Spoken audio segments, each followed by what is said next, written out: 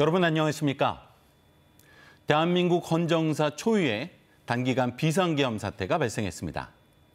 전국이 발칵 뒤집혔던 한밤중 비상계엄 선포는 결국 155분 만에 해제되었는데요. 이번 사태로 탄핵 시계는 더욱 빨라졌고 오늘 윤석열 대통령에 대한 탄핵소추안 표결이 예정되어 있습니다. 오늘 특별 편성된 시시각각에서는 탄핵소추안 표결을 앞둔 시점에서 탄핵 표결 결과에 따른 전망과 충청권에 미칠 영향에 대해서 토론해보는 시간 마련했습니다. 오늘 함께하실 분들 소개해드리겠습니다. 최인호 충남대학교 법학전문대학원 교수 자리하셨습니다. 네, 반갑습니다. 권선필 모건대학교 경찰행정학부 교수입니다. 예, 안녕하세요. 이희성 당국대학교 정책경영대학원 교수입니다. 네, 안녕하세요. 김재섭 대전 참여자치시민연대 사무처장입니다. 네, 안녕하세요. 준비된 영상 보시고 본격적인 토론 시작하겠습니다.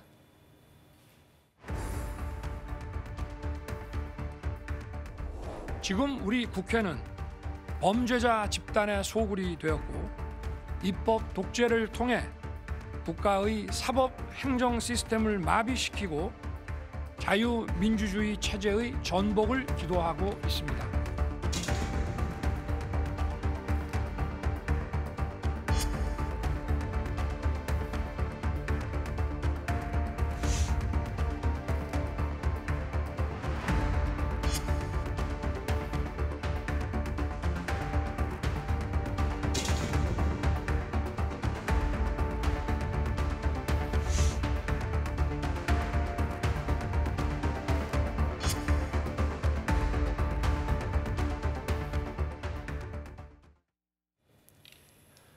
믿기 힘든 정치 사변을 겪은 것 같습니다. 불행 중 다행인 것은 유혈 사태 없이 6시간 비상 계엄 사태로 종결되었다는 것인데요. 12.3 사태 어떻게 보셨는지, 그리고 윤석열 대통령의 비상 계엄 선포 담화 어떻게 평가하시는지 최인호 교수님께 먼저 질문드리겠습니다. 예, 1987년 6월 민주항쟁 때 전두환 대통령도 하지 못했던 일이 2024년에 일어날 줄은 정말 몰랐습니다. 이 비상계엄은 헌정 질서가 파괴되었을 때 이를 회복하기 위해 군 병력을 동원하는 비상적 조치입니다. 그런데 계엄 선포 담화문을 보면 대통령은 계엄 선포의 사유를 지극히 주관적으로 인식하고 있습니다. 전시, 사변 또는 이에 준하는 국가 비상사태가 존재한다고 보기 어렵고 국회에 지체 없이 통지되지 않은 점에 비춰 헌법상 비상계엄 선포의 실체적, 절차적 요건을 갖추지 못했습니다. 따라서 헌법과 법률의 중대한 위반이 인정되므로 탄핵 사유가 분명히 존재합니다. 법조계의 중론입니다. 권선필 교수님은 어떻게 평가하십니까? 예, 지금 뭐 급변하는 시기를 또 만든 것 같고요. 이 시기에 전환점이 될 수밖에 없는, 우리 국가적 전환점이 될 수밖에 없는 중요한 시기이기 때문에 충분한 우리가 논의가 필요한 시기인 것 같습니다. 다양한 측면에 대해서 다 얘기를 해보고 이 과정에 사실 모든 국민이 빨리 참여를 해야 된다고 생각을 하거든요. 어떤 문제가 있는지를 전부 다 이야기를 해본 다음에 그걸 통해서 어떤 방향으로 갈지를 결정을 하는, 사실 국회의원들도 아마 이걸 보고 있을 거거든요. 결정을 할 수 있는 권한을 갖고 있는 국회의원들도 여론이 어떤지를 계속 보고 있기 때문에 이 시기에 전 국민이 함께 이 문제를 같이 고민한다라고 하는 걸 보여줄 필요가 있는 것 같고, 또 그것이 탄핵에 관한 결정, 또 그 이유에 대한 결정이 잘 반영이 돼서 공감대 있는 변화를 만들어내야 하는 그런 중대한 전환점이라고 생각합니다. 네. 이 부분에서 몇 차례 우리가 실패한 경험이 있거든요. 네. 말씀하셨던 87년에도 그랬고 그 이전에 80년대에도 마찬가지로 집단적 의사결정에서 저는 실패했다고 보거든요. 그러니까 이게 반복되고 있어서 이번에는 정말 시대에 맞는 그러한 논의의 장을 잘 열고 거기서 서로 공감할 수 있는 결정을 만들어낼 수 있도록 모두가 참여를 해야 된다고 생각을 합니다. 네, 이희성 교수님. 지금 뭐 국회를 범죄 집단의 소굴이다 이렇게 말씀을 했고, 또 하나는 파렴치한 종북 세력들, 또 국가를 정복시키려는 어떤 반 세력들에 대한 척결, 뭐 이런 얘기가 나와요. 근데 지금 국민들은 그러한 지금 국가 상황으로 인식을 하고 있는지 좀 묻고 싶고요. 자기만의 좀 사고에 좀 빠져들었지 않나 이런 생각이 들고요. 그리고 또 한 가지 이제 덧붙이는 이유가 이제 뭐 무분별하게 이제 국회에서 탄핵을 하고 있다. 그리고 또 예산도 막 깎고 있다. 뭐 그런 거 아니겠어요? 아니 그렇다고 탄핵이라는 계엄이라는 카드를 꺼낸다? 이거는 누구도 그래서 이제 미스터리로 남는 거죠. 그랬더니 이제 이후에 밝히는 게 야당에게 경고 메시지를 주기 위해서 계엄을 했다. 이런 해명이 나오니까 더 국민들이 분노를 하는 것이고요. 그리고 나서 이제 입을 닫았지 않습니까? 제대로 된 담화 이후에 어떠한 이야기도 하지 않아요. 이런 부분에 대해서 지금 현 대통령의 어떤 인식이라든가 어떻게 보면은 좀 판단의 오류뿐 아니라 정말 국민들이 또 다른 어떠한 일들이 벌어질지 모르겠다라는 그런 불안감이 있는 이유가 바로 여기에 있는 것 같습니다. 네, 김재섭 사무처장님, 시민사회 단체에서는 비상계엄 사태 어떻게 보셨는지요? 일단 너무 충격적이었고요. 그 밤늦게 속보가 떴고 저는 가짜뉴스인 줄 알았습니다. 근데 이제 주변에 서울에 있는 시민사회 단체나 혹은 뭐 친구들이 국회로 이동한다는 메시지가 이제 올라오고 현장 사진들이 공유되면서 사태의 심각성을 좀 느끼게 됐던 것 같고요. 계엄령이라는 것이 이렇게 일반 시민들 입장에서도 대통령 말 한마디로 그냥 선포되는 거구나 이런 건 좀 충격적이었고요. 그리고 그 담화문 내용도 어떤 민주주의에 대한 이해가 전혀 부족한 채로 말씀하신 대로 매우 주관적으로 작성되었다라는 것이 너무 티가 났습니다. 뭐 본인이 행정 권력은 장악했지만 의회 권력에서 선거 결과에 따라 의회의 구성이 결정되는 것인데 그 자체를 부정하고 내 말 안 들으면 다 적이다, 뭐 처단하겠다, 국민을 적으로 규정한다, 뭐 이런 내용들이 너무 어떤 대통령의 입에서 나올 수 있는 말인가 좀 충격적이었고요. 그래서 지금까지도 시민들이 매우 불안해하고 하는 것은 저런 돌출적인 행동이 언제 다시 이루어질지 모른다라고 하는 불안감에 더 시민들이 불안해하고 또 하루빨리 이 사태가 좀 안정화되기를 바라는 마음이 있는 것 같습니다. 네, 권선필 교수님, 예. 12월 3일 23시에는 이 비상계엄사령부 포고문 1호가 발표되었습니다. 있었죠. 예. 6개 조항의 포고문 어떤 의미를 담고 있다고 보시는지요? 지금 6개 조항을 쭉 살펴보면은 첫 번째 정치행위를 금지하는 거, 두 번째 표현의 자유에 대한 전반적인 제한이 있었고요. 언론, 그다음에 노동활동, 그다음에 특별히 이제 의료인들에 대한 여기에도 처단한다는 말이 들어갔어요. 의료인들이 분노한 이유 중에 하나가 이거라는데요. 본업에 복귀하고 충실히 근무하고 이번 시에는 계엄법에 의해 처단한다. 그러니까 의료인들도 대상이 됐던 거고요, 명확하게. 그리고 마지막 6번째에 있는 부분이 사실 모든 국민에게 해당되는 부분이죠. 대한민국 계엄법 제9조에 의하여 영장 없이 체포, 구금, 압수수색할 수 있으며 계엄법 제14조에 의하여 처단한다. 이게 6번째거든요. 이거 누구나 대상이 될 수 있었다는 거죠.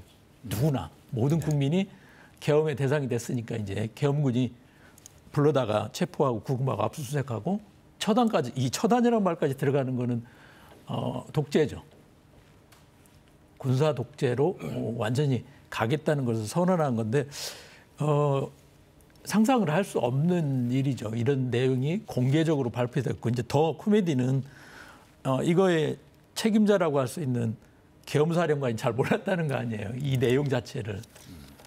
이 부분은 정말 이런 코미디가 벌어졌다라고 하는 거에 대해서 국민들이 단순히 이 보수 쪽에서도 마찬가지거든요. 상황인식에 오류가 있었다는 거 이제 다 알고 있어요. 판단에 오류가 있었거든요. 근데 거기다 실행의 오류까지 벌어진 거니까 여기는 전혀 믿을 수 있는 적이 아니라는 겁니다. 이제 상황도 제대로 판단할 수 없고 제대로 판단할 수도 없고 실행도 제대로 못하고 있거든요. 그러니까 정말 위험한 상황이죠. 완전히 무능력의 극치를 보여주고 있는 거거든요. 대통령이 아무것도 못하고 있다, 제대로. 대통령과 그를 중심으로 한 대통령실 자체가 정말 심각한 상황이고, 이런 상황에서 모든 사람이 두려워하고 염려할 수밖에 없는 그런 상황이 지금 벌어지고 있다는 게 현재 상황인 것 같습니다. 네.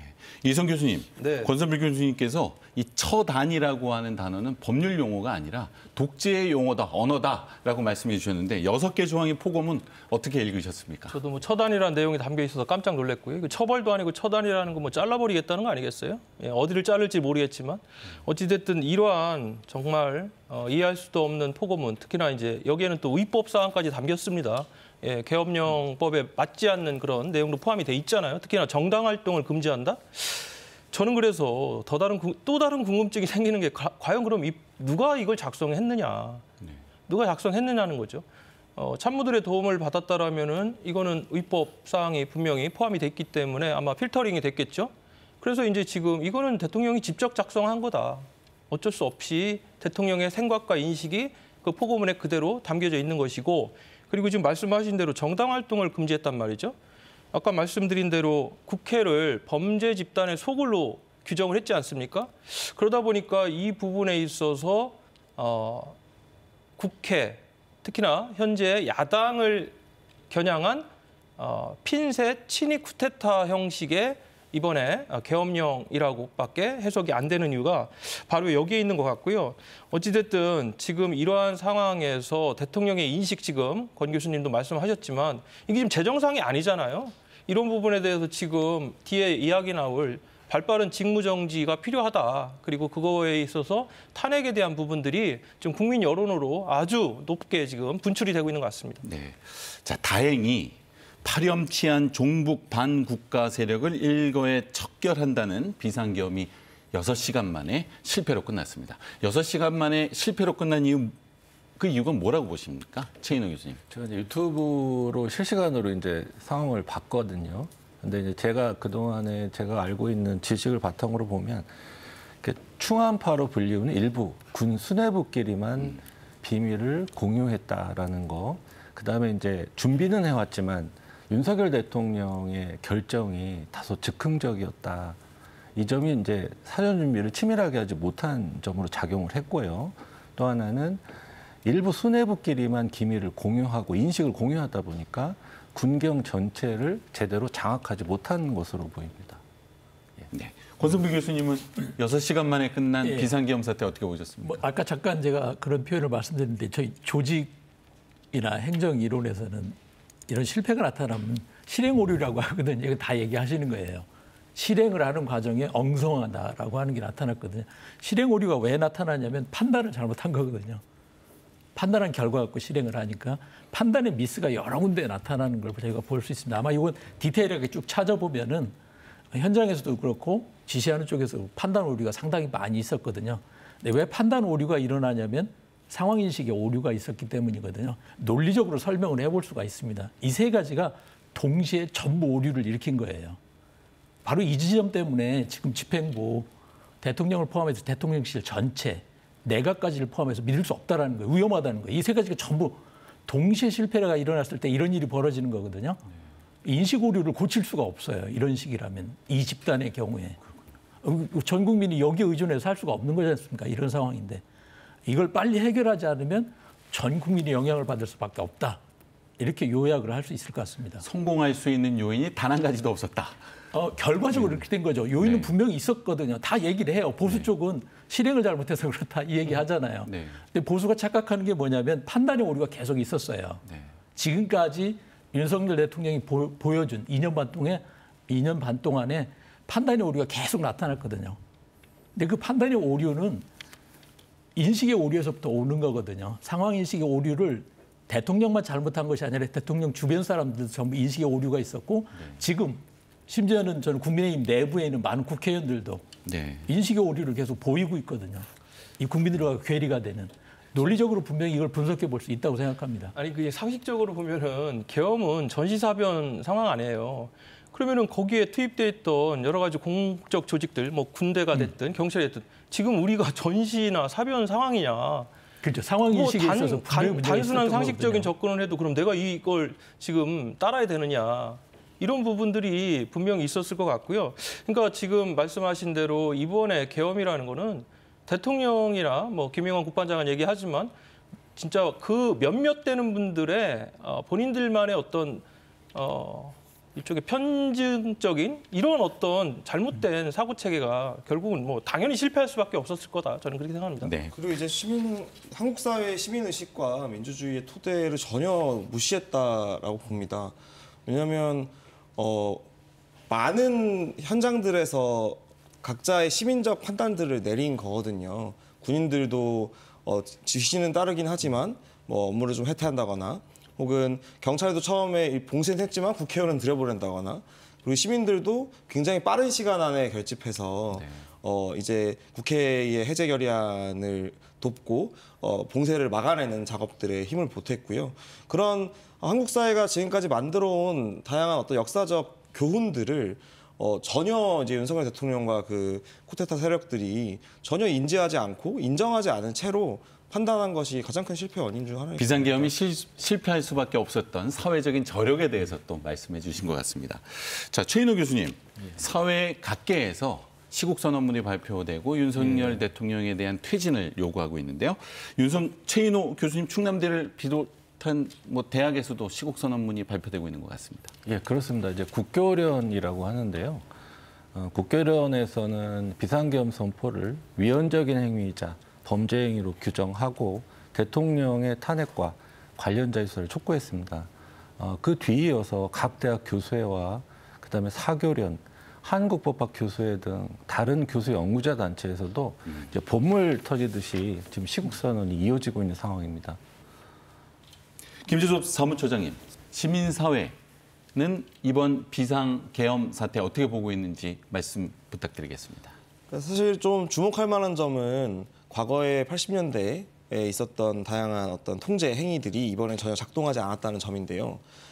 미디어의 발달과 시민들의 미디어 접근성이 매우 향상되면서 국회 현장이 실시간으로 중계되었습니다. 또 그 현장에는 많은 언론들과 또 외신들도 함께 있었고요. 그런 상황 속에서 시민들이 보여준 굉장히 훌륭한 시민의식들이 다 전국으로 중계가 되었고요. 많은 언론 그 중계 유튜버들이 거의 뭐 작으면 10만, 많으면 100만 가까이 되는 시민들이 동시에 시청하고 있었거든요. 그런 상황에서 어떤 물리적 폭력이나 강압적 행위가 일어나기 매우 어려울 것으로 보고요. 또 하나는 이 저항에 참여하는 시민들의 계층도 매우 다양했던 것 같습니다.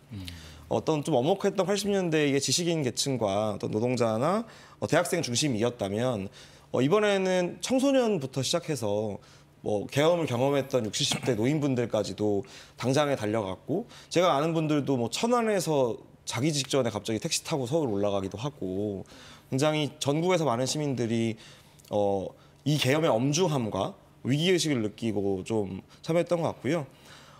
지금 이후에도 많은 시민사회는 지금 우려를 하고 있습니다. 정치적 생명을 이어가기 위해서 어떤 전쟁 도발이라거나 혹은 제2의 계엄 뭐 이런 식의 돌발 행위들이 일어날 가능성이 매우 농후하다고 좀 위기의식을 갖고 있고요. 그런 상황에서 시민들이 더 힘을 모아서 그런 일이 발생하지 않도록 하루빨리 대통령의 직무정지와 탄핵 혹은 뭐 하야가 빨리 이루어지도록 촉구하는 활동도 계속 하고 있습니다. 네. 권선표 교수님, 지방자치단체 차원의 입장문도 발표되었습니다. 어떤 내용이고 어떻게 평가하시는지요? 예, 뭐 우리 지역의 지방자치단체장이라고 그러면 이제 이장우 시장 그리고 최민호 시장, 김태흠 지사 세 분인데요. 조금씩 뉘앙스가 달랐던 것 같아요. 대략 메시지는 저는 이제 세 가지라고 생각합니다.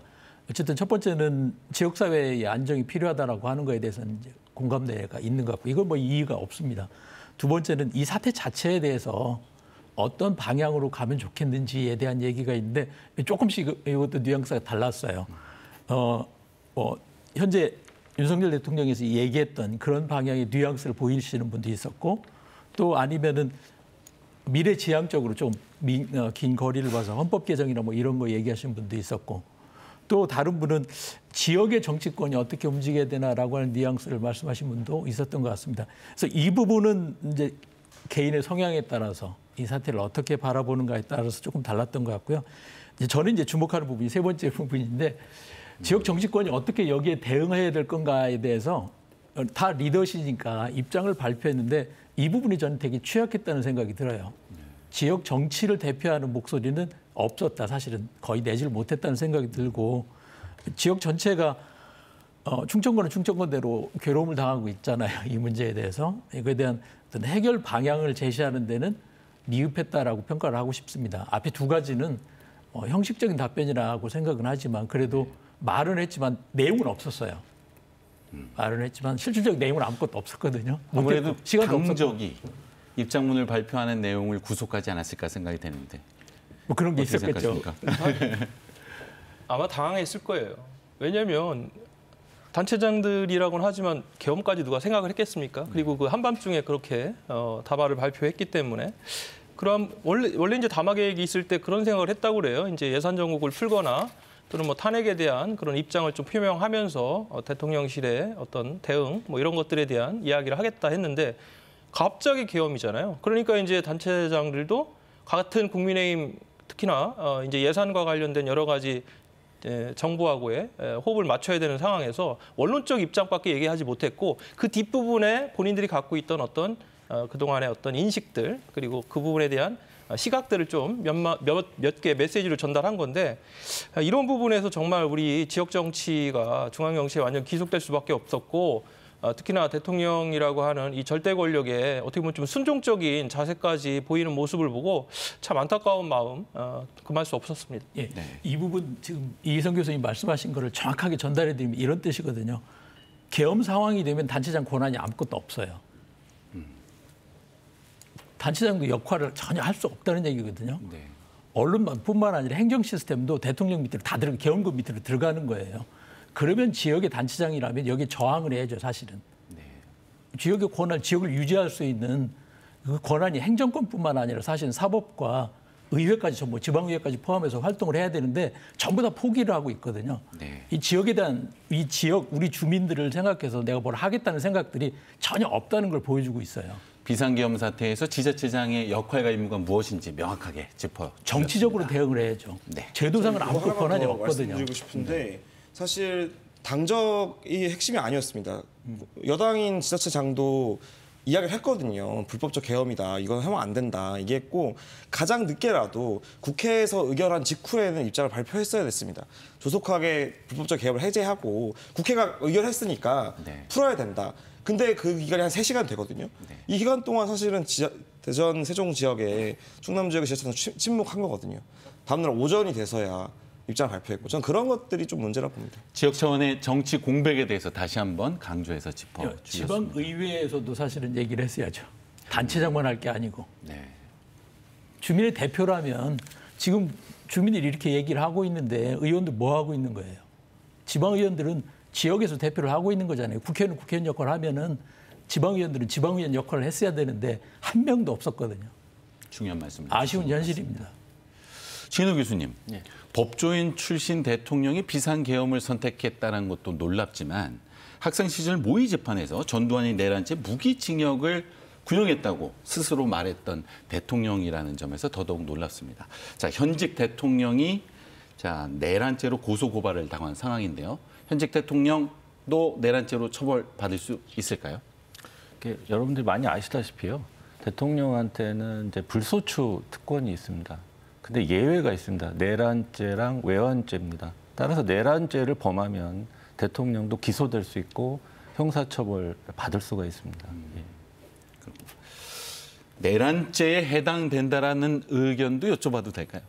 그러니까 이제 이 점에 대해서는 탄핵 사유는 분명히 존재한다는 점이 이제 법조계의 중론인데 이제 반면에 이제 내란죄에 해당하느냐를 놓고서는 혐의는 있으나 법조인들 내부에서도 의견이 약간 갈리는 것 같습니다. 그럼 제가 이제 시청자분들의 이해를 돕기 위해서 도대체 내란죄가 뭐냐를 설명을 드리면요.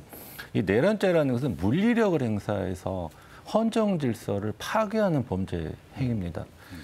그런데 내란죄가 성립되려면 국헌을 문란하게 할 목적이 있어야 됩니다. 그런데 이에는 헌법기관을 폐지하거나 일정 기간 헌법기관의 권한 행사를 불가능하게 만든 것이 포함이 됩니다. 따라서 더구나 계엄법에 따르면 아까 이제 권선필 교수님이 간접적으로 또 말씀을 해주셨는데요. 원래 계엄법에 따르면 이 계엄조치권이라는 것은 사법권의 일부와 행정권에 미치게 됩니다.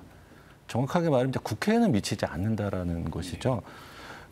그럼에도 불구하고 이 수사를 통해서 이제 물론 자세하게 밝혀보아야 하겠지만 이 계엄군과 경찰이 국회를 봉쇄하고 국회 본회의장에 진입하려는 시도를 했습니다. 따라서 내란죄 혐의는 분명히 있다라고 보여지고요. 그다음에 국회의 활동을 일체 금한다는 계엄 포고문 제1호를 봐야 되고, 그다음에 일공수 여단이 국회 본회의장을 유리창을 깨고 진입을 하지 않았습니까? 이것은 국회의 계엄해제 요구권 행사를 정지시키기 위한 그런 시도로 보여지거든요. 게다가 중앙선거관리위원회도 헌법기관입니다. 3시간 이상 점거되었다고 합니다. 따라서 내란죄 혐의는 충분하죠. 근데 문제는 뭐냐면 수사를 통해서 밝혀야 되는데 현재로 봐서 공수처는 수사력이 너무 약하고 검찰은 검찰정법상 내란죄에 대한 수사권이 명확하게 있는지가 불분명합니다. 그렇다고 보면 남아있는 곳은 경찰청 산하의 국가수사본부거든요. 근데 과연 이 경찰이 대통령의 영향력 하에 있는 경찰이 제대로 수사할 수 있을지 사실은 의심이 있고요. 또 첨언을 드리면 이 계엄사령관의 지시명령 없이 서울 주변에 주요 군대들이 이동한 것으로 보여져서 군사반란죄 혐의도 짙은 상태입니다. 예. 제가 뭐 법률가는 교수님께서 워낙 자세하게 설명을 해줬지만 군인들이 불법적으로 그것도 국회에 총을 들고 실탄까지 장착했다는 거 아닙니까? 난입을 했어요. 그게 전 세계에 생중계됐습니다. 그리고 지금 체포조까지 가동을 했다는 거 아니에요. 국회의장, 각 대표들까지도. 이러한 것들이 지금 명백한 증거고 온 국민이 다 지켜봤습니다. 이걸 어느 기관에서 조사, 수사를 할지 모르겠지만 온 국민, 특히 세계가 지켜봤던 이 분명한 물증과 그 영상 자료가 있는데 이것을 과연 현 정권 산하에 있는 그 수사기관이라고 이 내란죄에 대해서 소극적 태도를 보인다? 지금은 그런 시간은 아니다. 저는 그렇게 생각합니다. 저도 말씀드리고 싶은 게 저도 법조인은 아니지만 그러니까 마치 그러면 실패한 쿠데타는 내란이 안 되게 되는 거거든요. 그러니까 저는 그게 말이 안 된다고 생각합니다.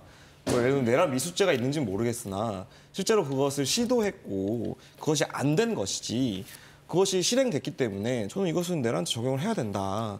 이렇게 좀 보고 있습니다. 추가적으로 좀 말씀드리면요. 당연히 내란죄도 미수범이 처벌이 되고요. 예비 음모죄도 당연히 처벌이 되고요. 당연히 공범들도 처벌이 됩니다. 아까 이제 수사와 관련해서 이제 말씀을 드리면 수사를 통해서 이제 구체적인 정황들이 파악이 되기 때문에 현 상황에서 보면 결국은 특검법을 제정해서 통과시킬 필요가 있습니다. 그리고 이제 군사반란죄 부분은 이제 그 분위기가 조성이 되면 이제 군수 내부가 움직일 것이기 때문에 군 검찰이 수사를 하게 될 겁니다. 네. 지금 말씀하신 이제 종합적으로 해보면 분명히 혐의가 있는 거에 대해서 전부 다 인정을 하거든요. 그럼 기소를 해야죠. 기소를 해가지고 다퉈본 다음에 결정을 하고서 그 다음에 형량을 얘기를 하는 거거든요. 순서를 생각해 보면 이건 분명히 혐의가 있기 때문에 기소를 해야 된다라고 하는 거에 대해서 문제를 제기하는 거거든요. 근데 지금 최 교수님 말씀하신 것처럼 기소를 하는 사람이 없는 거예요. 검찰도 못할 거다. 경찰도 못할. 그러니까 수사를 착수하려면 기소를 해야 되거든요. 그 때문에 대통령의 직무를 정지시켜야 한다라는 그렇죠. 탄핵안이 진행되고 있습니다. 그런 순서를 생각할 수 있을 것 6개 같습니다. 야당이 발의한 윤 대통령 탄핵소추안이 5일 오전에 국회를 통과했고요. 아마도 이번 비상계엄 사태가 이 탄핵의 속도를 빠르게 할 것 같은데 이희성 교수님 네. 어떻게 전망하고 계십니까? 빠르게 해야 됩니다. 저는 빠르게 해야 된다고 보고요. 명태균 씨가 녹취록인지 뭔지는 모르겠습니다만 언론에 윤석열 대통령을 평가했던 말 중에 이런 말이 있더라고요. 5살짜리 어린이가 권총을 차고 있는 것 같다. 지금 그런 걸 우리가 목도했잖아요. 계엄이라는 이런 것들을 정말 비상식적으로 이렇게 하는 걸 봤잖아요. 이러한 어떤 대통령에게 권한을 계속, 대통령직을 계속 수행해라? 지금 너무 불안합니다. 지금 2차 계엄에 대한 어떤 이야기도 나오지 않습니까? 이게 지금 한두 명의 이야기가 나오는 게 아니라 여러 사람들의 이야기가 나오고요. 처음에 이제 김민석 의원이 계엄에 대해 얘기할 때 저도 다른 방송 가서 그랬습니다. 아유, 저건 너무 앞서 나갔다. 무슨 이 시대의 계엄이냐. 근데 이게 현실로 지금 받아들였잖아요. 그러니까 지금 그런 일이 또 벌어지지 말라는 법이 없다. 저는 그렇게 생각을 하고 있기 때문에 빨리 직무를 정지시켜야 된다. 그러면 탄핵 아니겠습니까? 오늘 또 한동훈 대표의 어떤 입장도 이렇게 나왔는데 아무래도 지금 국민의힘도 그런 기조가 있는 것 같아요. 그렇기 때문에 탄핵 반드시 지금 가결이 돼야 된다. 저는 그렇게 생각합니다. 최인호 교수님, 다시 한번 대통령 탄핵 소추안의 법적 절차에 대해서 여쭤봐야 될 것 같습니다. 예, 많은 국민들이 너무나 잘 아세요. 그 헌법에 따르면 탄핵 소추안이 발의가 되려면 재적 의원 3분의 1 이상의 동의가 필요하고요. 이제 발의가 되면 재적 의원 3분의 2 이상의 찬성이 필요합니다. 따라서 이제 300명 중에서 200명 이상이 찬성을 해야 탄핵 소추안이 가결됩니다. 네. 예. 권선필 교수님, 예. 탄핵 소추 발의안은 5일 날 통과가 됐는데요. 그렇죠. 근데 이 표결은 7일로 미뤄진 이유는 무엇일까요? 충분히 생각해보자라고 하는 거인 것 같아요. 지금 제안은 뭐냐면 탄핵을 해야 된다라고 하는 것은 핵심적으로 직무정지를 해야 된다는 거거든요. 그럼 직무정지를 해야 되는데 왜 해야 되는지, 그다음에 직무정지하고 나서는 어떻게 해야 될지를 빨리 정리할 시간이 필요하죠. 직무정지를 해야 된다라고 하는 거에 대해서는 지금 현재로는 대다수 국민들이 동의하는 것 같습니다. 근데 특히 정치인들의 경우에는 그 이후에 어떻게 할 건가라는 정리가 안 되니까 자꾸 시간을 좀 들인 것뿐이지 저는 빨리 해야 된다고 생각하거든요. 이 교수님 말씀처럼 제가 반복적으로 얘기하는데 현재 대통령과 대통령 주변의 집권 세력의 상황인식의 오류나 판단 오류나 실행 오류는 명확해요. 무능력이 입증이 됐거든요. 한시라도 맡겨두면 안 됩니다. 근데 문제는 이 집권층이 나가면, 집권 세력이 나가면 그 다음에 들어올 사람들이 준비가 안 된 거예요. 그러니까 머뭇거리고 있거든요. 이 사람들은 전부 다 자기들 생각하고 있다는 거예요. 저는 단적으로 그렇게 얘기하고 싶습니다. 네. 실제 대통령이 아무 일도 못하고 있거든요. 지금 당장. 직무정지 상태에 있어요. 현재도 나타나지도 않고. 이 상황을 계속할 수는 없어요. 빨리 끝내야 됩니다. 그래야지 국가가 정상적으로 돌아갈 수 있는데 이 집권의 다음에 생각하는 사람들이 전부 자기 계산하고 있는 거예요. 네. 대단히 위험한 상황입니다. 자, 오늘 오후 대통령 탄핵 소추안의 표결을 앞두고 있습니다. 어떻게 전망하시는지 이희성 교수님부터 들어보겠습니다.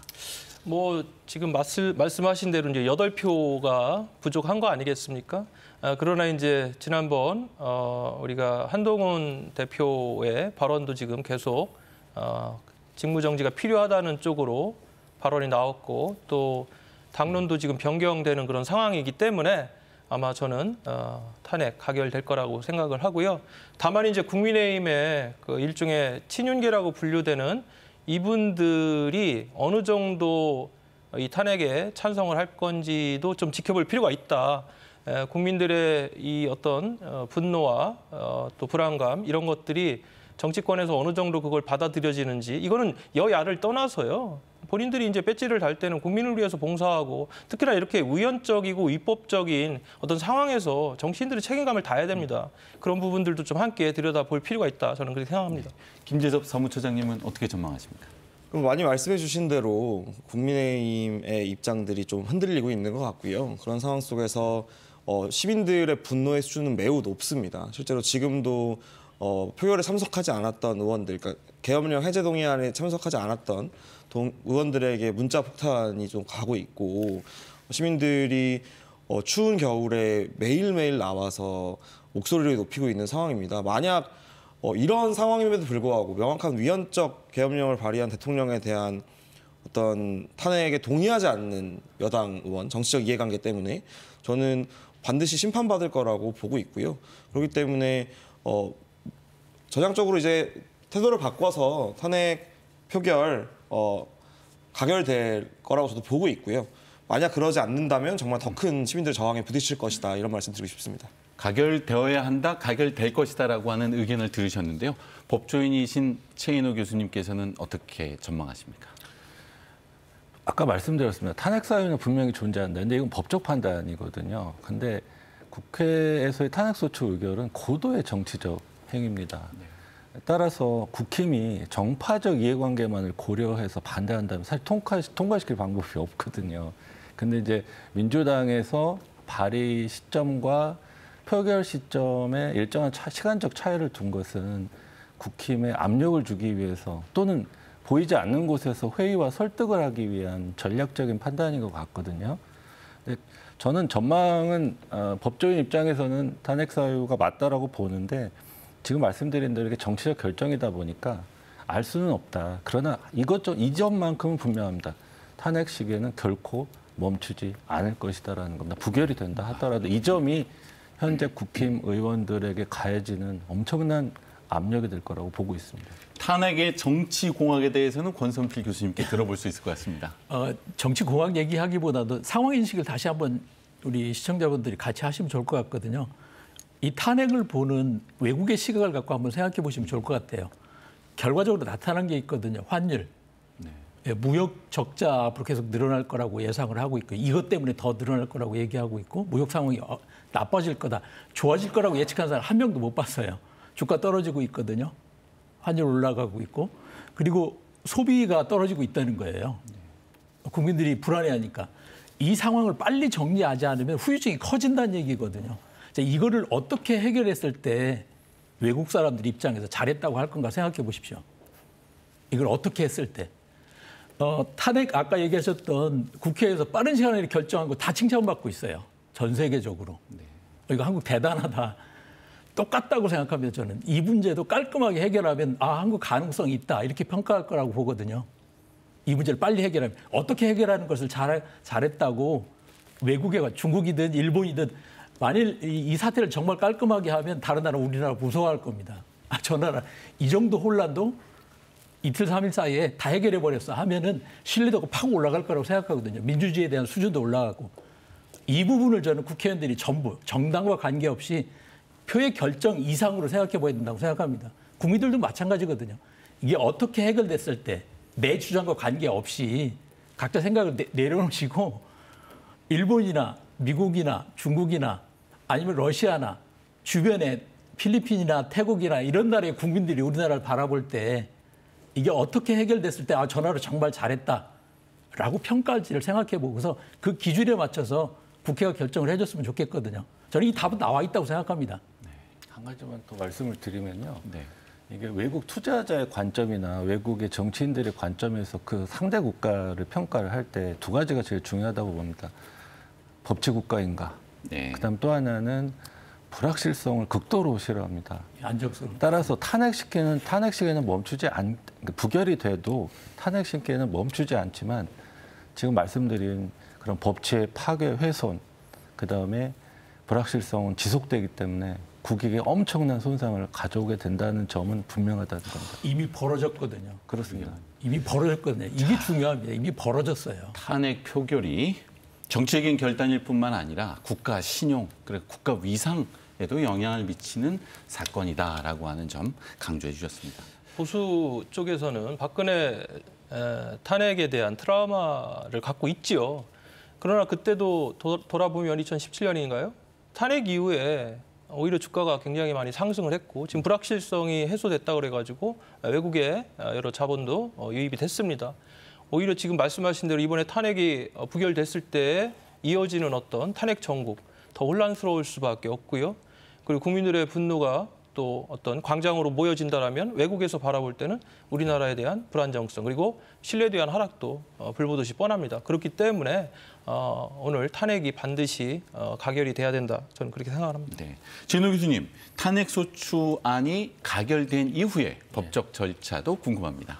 그러니까 법사위원장이 국회를 대표해서 탄핵 심판을 청구하게 되면 헌법재판소가 심리해서 최종 결정을 내리기 전까지 대통령의 직무는 정지됩니다. 네.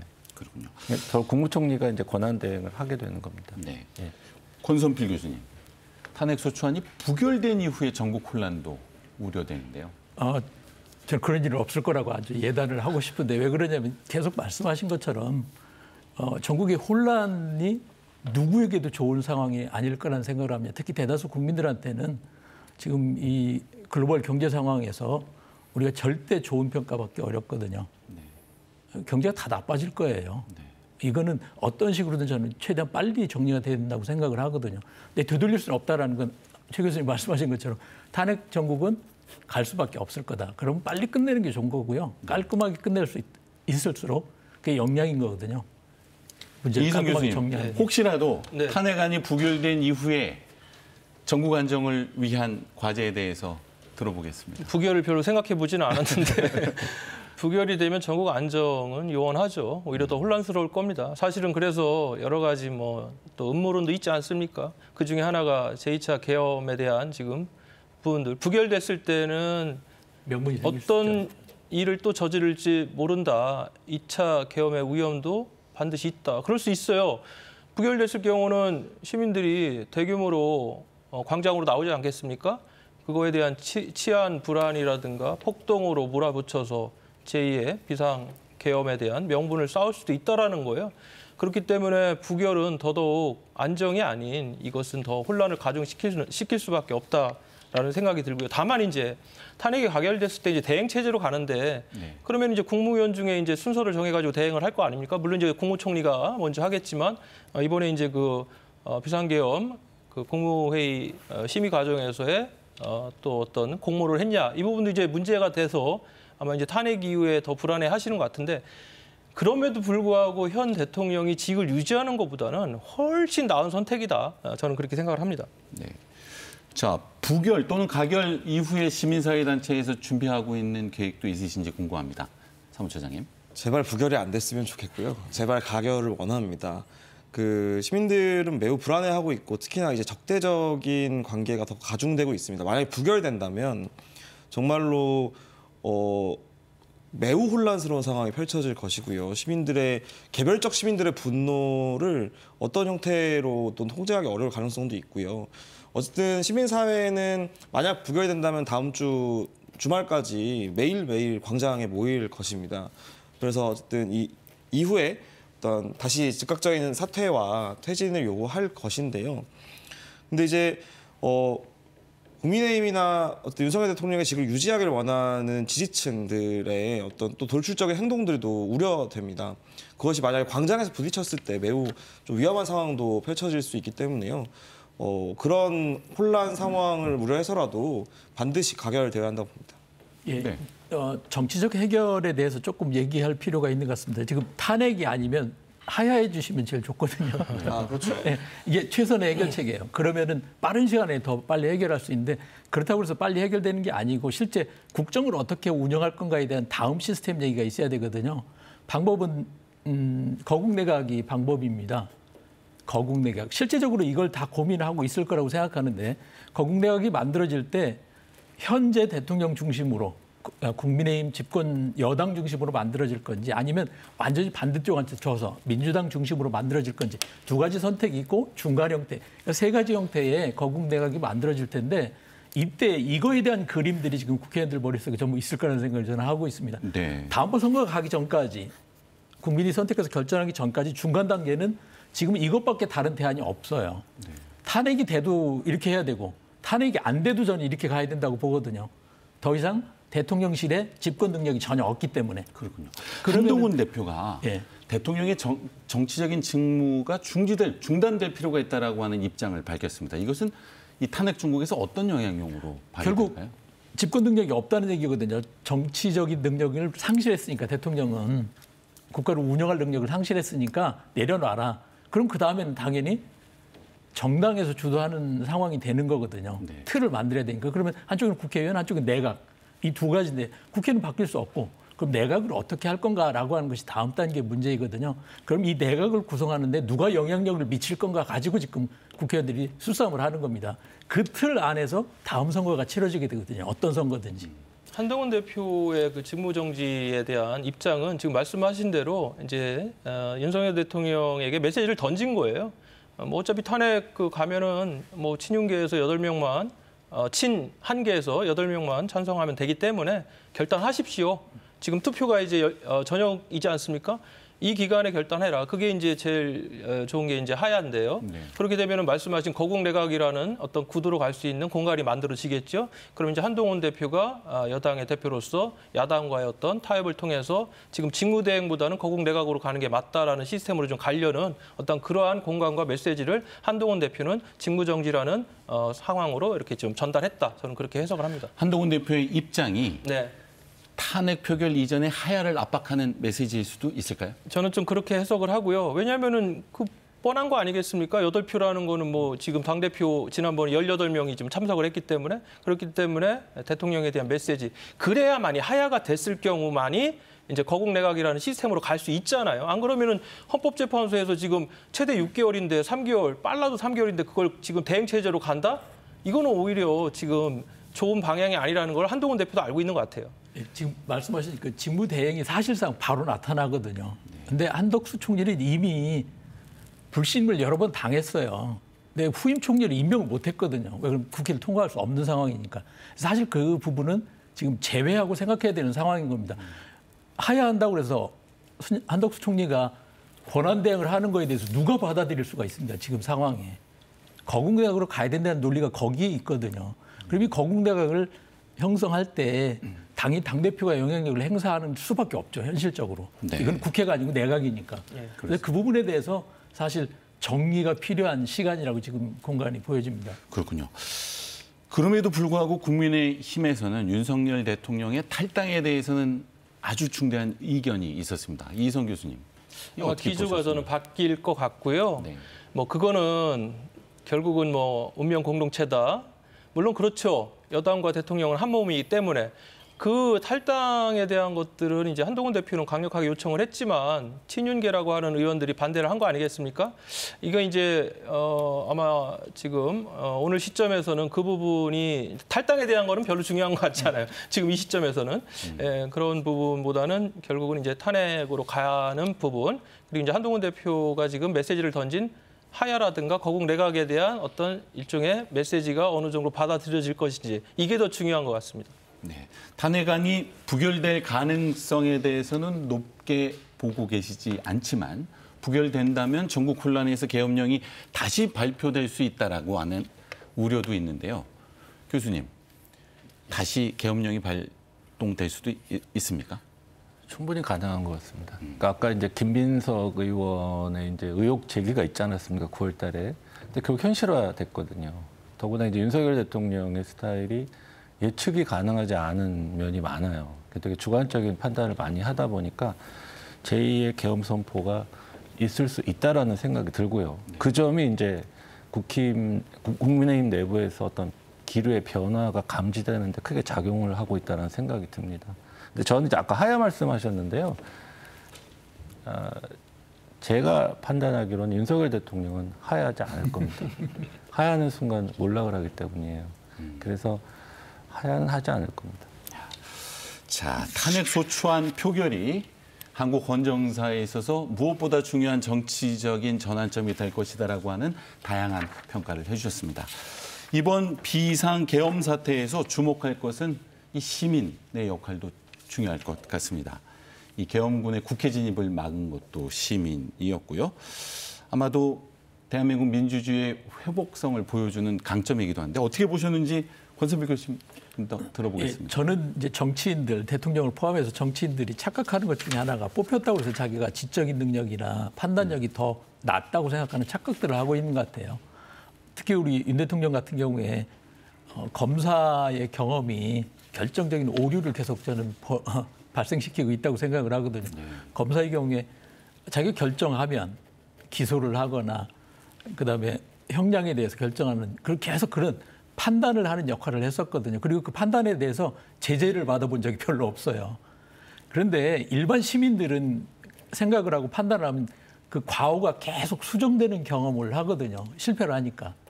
그래서 많은 우리 시민들의 경우에는 윤석열 대통령보다 훨씬 더 많은 경험을 한 분들이 국회에도 정말 많아요. 만나본 국회의원들. 그러니까 여러 사람과 같이 얘기를 해야만 그 오류를 줄일 수 있는데도 불구하고 그걸 못하고 있다는 게 큰 문제입니다.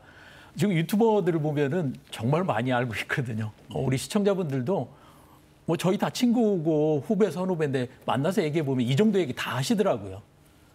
국민들이 이런 수준이라고 하는 걸 생각을 해야 됩니다. 국회의원들도 그렇고 정치인들도 그렇고 중요한 위치에 있는 분들이 제 내 후배야 다 이렇게 얘기하거든요. 윤석열 위에 있던 사람들 많아요 지금.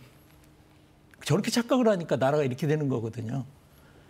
국민에 대한 수준을 인식을 완전히 바꿀 필요가 있다고 생각합니다. 정치인들, 시장이든 구청장이든 의회든 그러면 국민들의 의견을 잘 모아서 하는 것이 대단히 중요한 시대가 됐는데 이거 잘 못하는 게 현실 정치의 문제라고 생각을 합니다. 어떻게 효과적으로 많은 의견을 수집을 하고 그걸 잘 정리할지 자기 의견을 내려놓는 사람이 오히려 안전할 수 있습니다. 그동안의 대통령의 태도와 인식을 보면요. 국민 후에 군림한 것 같아요.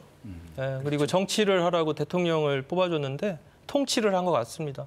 이번 사태도 그런 것들이 반영됐다라고 저는 보여지고요. 그리고 지금 시대가 어느 시대입니까?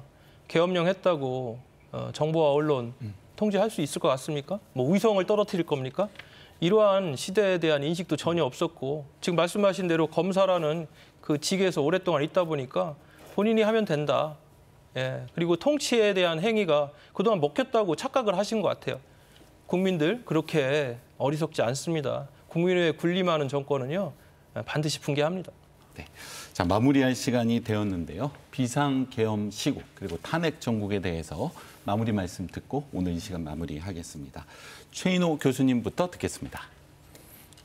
예, 이번 사건에서 아까 말씀하신 대로 이제 정말 시민분들의 용감한 저항, 계엄 선포 소식이 알려진 후 1,000명에서 1,500명의 시민들, 그 중에는 고등학생도 2명이 택시 타고 갔다고 하더라고요. 이를 통해서 우리가 좀 더 민주주의에 대한 체험을 하고 특히 이제 정치에 무관심한 개인주의성에 강한 우리 젊은 세대들이 성숙한 시민으로 어떤 도약할 수 있는 중요한 교육의 장이 되지 않았나 하는 생각이 들고요. 아까 말씀드린 대로 제2의 계엄 선포는 절대로 없애야 되겠다. 윤석열 대통령의 운명은 어떻게 될지 모르나 본인은 개인이 아니라 한 나라를 짊어진 지도자이기 때문에 오로지 국익과 국민의 안위만을 생각하고 임기를 마칠 그날까지 국정에 전념해 주시기를 바라고요. 그래야만 파국을 막을 수 있지 않을까 하는 생각입니다. 네, 권선필 교수님 말씀 듣겠습니다. 예, 다양한 사람의 의견을 좀 들어보면 좋겠습니다. 전 국민이 모든 우리가 나와 의견 다른 사람하고 한 3분, 5분 정도 얘기해 보면 상황 판단을 좀 하실 수 있거든요. 끼리끼리 절대 이야기하지 마시고 특별히 나랑 의견이 다른 분들하고 이야기를 해보시면은 대세가 이렇게 흘러간다라고 하는 것을 저희가 판단을 할 수 있을 것 같아서 이번 기회에 우리 사회 전체가 새로운 학습을 하는 그런 기회가 됐으면 정말 좋겠습니다. 네, 이희성 교수님 말씀 듣겠습니다. 윤석열 친위 쿠데타 실패다. 이것이 지금 현 상황까지의 어떤 정리된 이야기 같습니다. 그러나 아직 끝나지 않은 것 같습니다. 이 상황을 잘 마무리해야 되고요. 이것이 이제 대한민국 현대사의 역사의 기록으로 남을 것입니다. 이 엄정한 시기 때 정치인들 정확한 판단 그리고 시민들 함께하는 힘으로 이걸 위기를 극복했으면 좋겠습니다. 네, 김재섭 사무처장님 말씀 듣겠습니다. 네, 윤석열 대통령의 불법적 비상계엄의 이 해프닝으로 끝났다라고도 많이 생각하시지만 저는 아직 방심할 땐 아니라고 보여지고요. 어쨌든 권한이 살아있을 때 어떤 돌출적 행동을 할지 모르는 상황에서 반드시 이번 탄핵 표결에서 탄핵 결정이 이루어져야 된다 봅니다. 또한 이 과정에서 민주주의의 최후의 보루가 뭐 시민들이다 이런 관용어구들이 있었는데 사실 그런 것들을 우리 사회가 또 보여주었다라고 보여지고요. 이것을 계기로 또 전 사회적으로 민주주의에 대한 다양한 고민과 또 미래의 과정들을 함께 밟아 나가면 좋을 것 같습니다. 네. 여소야대의 정치 갈등을 군대를 동원한 계엄 통치로 해결하겠다는 결정은 대한민국 민주주의의 가치를 모독한 행위입니다. 계엄군의 국회 진입을 막은 시민, 담장을 넘어 신속하게 계엄 해제 결의안을 의결한 국회는 대한민국 민주주의의 굳건한 회복력을 보여주었는데요. 이제 민주주의 가치를 모독하고 헌정질서를 훼손한 위정자와 그 동조자의 책임을 묻는 것 역시 주권자인 국민의 책임이자 권리입니다. 대전 MBC 시시각각 오늘은 여기까지입니다. 함께해 주신 시청자 여러분 감사합니다.